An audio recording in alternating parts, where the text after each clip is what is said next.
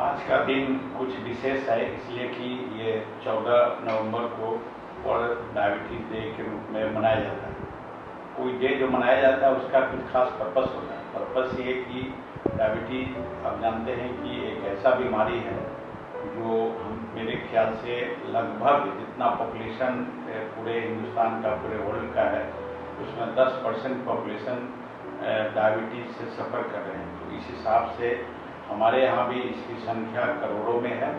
अगर 1 अरब से ज़्यादा पॉपुलेशन है तो ये पॉपुलेशन डायबिटिक की संख्या 1 करोड़ है। और यह एक ऐसी बीमारी है जिसके वजह से बहुत सारी बीमारियां हो जाती है ये डायबिटीज के कारण ही। इसमें खासकर हार्ट की बीमारी हो गई, ब्रेन की बीमारी हो गई और किडनी की बीमारी हो गई और तरह तरह के अन्य रोग भी इसी के कारण से पैदा होते हैं।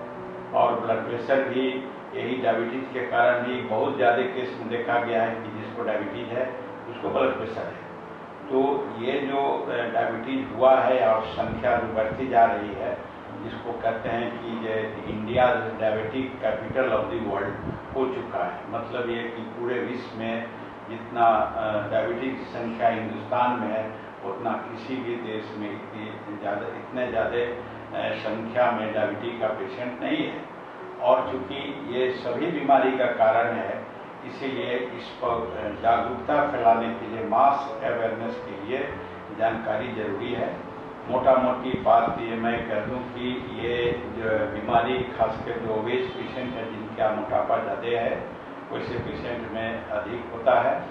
और जैसे जैसे एज बढ़ता है वैसे भी बहुत सारे पेशेंट में डायबिटीज हो ही जाता है। और कभी कभी ऐसा देखा गया है कि हेरिडिटी ट्रांसमिशन होता है, जो खानदान में अगर किसी को बीमारी है तो उनके बाल बच्चे को भी ये बीमारी हो सकता है। कभी कभी कुछ दवा के कारण कुछ विशेष प्रकार की दवा होती है जो दूसरे रोगों के लिए दिया जाता है, वैसे दवा का बहुत दिनों तक सेवन करने से भी डायबिटीज रहता है। ये खासकर एक पैंक्रियाज जो शरीर के अंदर में ग्रंथि है जहाँ से इंसुलिन सीक्रेट होता है, वो इंसुलिन के अभाव के कारण होता है। या तो इंसुलिन शरीर में नहीं बन पाता, या जो पैंक्रियाज ग्लैंड है वो धीरे धीरे एग्जॉस्ट हो जाता है, जहाँ पर सिक्रेशन इसका इंसुलिन का कम होता है और वही इंसुलिन डायबिटीज को कंट्रोल करने के लिए सक्षम है।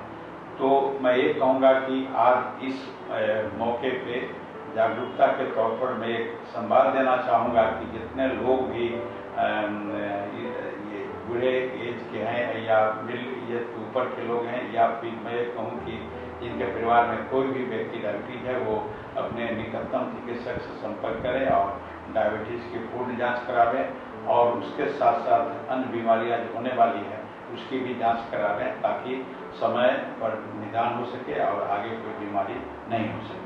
धन्यवाद।